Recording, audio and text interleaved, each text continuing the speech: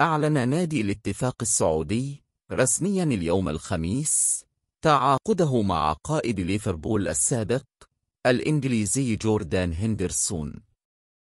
ونشر الاتفاق عبر حسابه الرسمي على تويتر فيديو ترحيبي لهندرسون.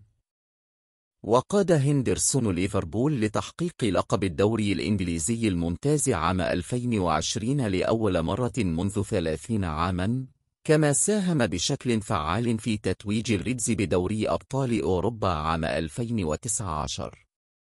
وانضم هندرسون إلى ليفربول عام 2011 قادماً من سويسرلاند، وارتدى شارة قيادة الفريق عام 2015 خلفا ستيفن جيرارد أسطورة الريدز ومدرب الاتفاق الحالي.